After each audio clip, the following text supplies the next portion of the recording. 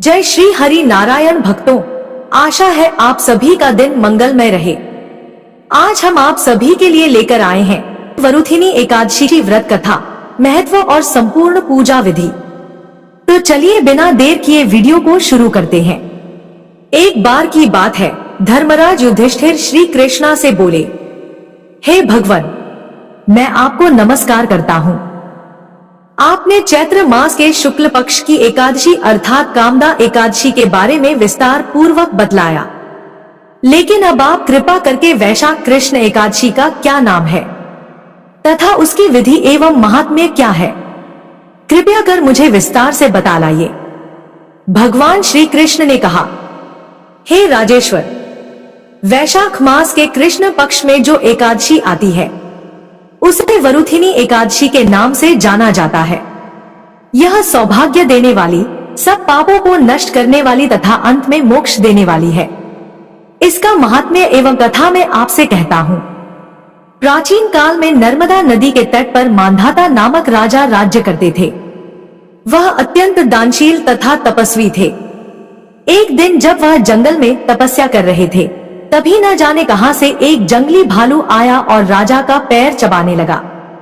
राजा पूर्ववत अपनी तपस्या में लीन रहे। कुछ देर बाद पैर चबाते चबाते भालू राजा को घसीटकर पास के जंगल में ले गया। राजा बहुत घबराया, मगर तापस धर्म अनुकूल उसने क्रोध और हिंसा न करके भगवान विष्णु से प्रार्थना की।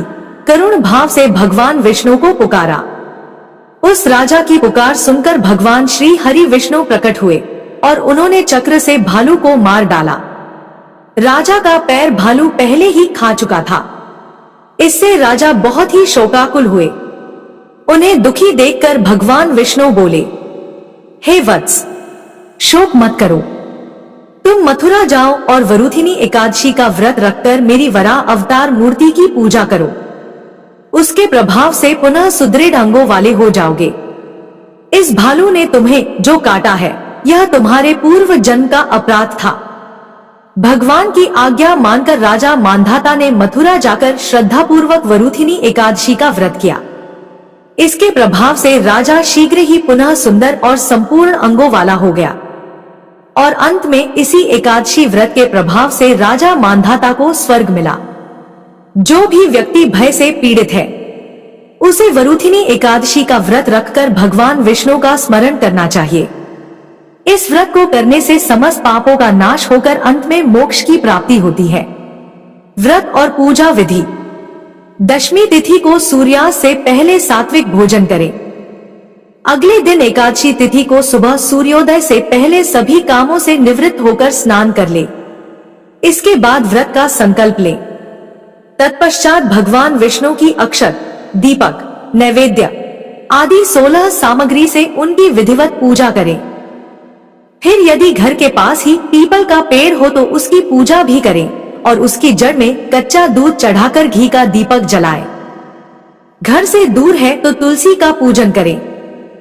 पूजन के दौरान ओम नमो भगवत वासुदेवाय नमः मंत्र का जप करते रहें। फिर रात में भी भगवान विष्णु और लक्ष्मी माता की पूजा अर्चना करें। पूरे दिन समय समय पर भगवान विष्णु का स्मरण करें और हो सके तो रात में पूजा स्थल के समीप जागरण करें। एकादशी के अगले दिन द्वादशी को व्रत खोलें। यह व्रत पारण मुहूर्त में खोलें। व्रत खोलने के बाद ब्राह्मण या किसी गरीब को भोजन कराएं। व्रत में नियम। कांस्यम मांसम मसूरान्नम चणकम कोद्रवांस तथा शाकम मधुपरान्नम च पुनर्भोजन मैथुने। भविष्योत्तर पुराण अर्थात इस दिन कांसे के बर्तन में भोजन नहीं करना चाहिए। मांस और मसूर की दाल का सेवन नहीं करना चाहिए। चने का और कोदो की सब्जी नहीं खानी चाहिए। साथ ही शहद का सेवन भी निषेध माना गया है। एक ही वक्त भोजन कर सकते हैं, 2 वक्त नहीं। इस दौरान स्त्री संग शयन करना पाप माना गया है। इसके अलावा पान खाना, दातुन करना, नमक, तेल अथवा अन्न वर्जित है। इस दिन जुआ खेलना, क्रोध करना, मिथ्या भाषण करना, दूसरे की निंदा करना एवं कुसंगत त्याग देना चाहिए। वरुथिनी एकादशी का महत्व एवं लाभ। वरुथिनी एकादशी सौभाग्य देने, सब पापों को नष्ट करने तथा मोक्ष देने वाली है। वरुथिनी एकादशी का फल 10,000 वर्ष तक तप करने के बराबर होता है। कुरुक्षेत्र में सूर्य ग्रहण के समय एक मन स्वर्णदान करने से जो फल प्राप्त होता है वही फल वरुथिनी एकादशी के व्रत करने से मिलता है। वरुथिनी एकादशी के व्रत को करने से मनुष्य इस लोक में सुख भोग कर परलोक में स्वर्ग को प्राप्त होता है। शास्त्रों में अन्नदान और कन्यादान को सबसे बड़ा दान माना गया है। वरुथिनी एकादशी के व्रत से अन्नदान तथा कन्यादान दोनों के बराबर फल मिलता है। इस व्रत के महात्म्य को पढ़ने से 1000 गोदान का फल मिलता है। इसका फल गंगा स्नान के फल से भी अधिक है।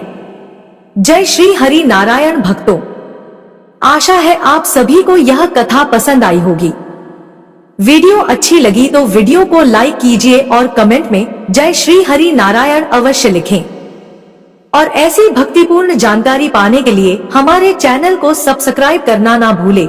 धन्यवाद।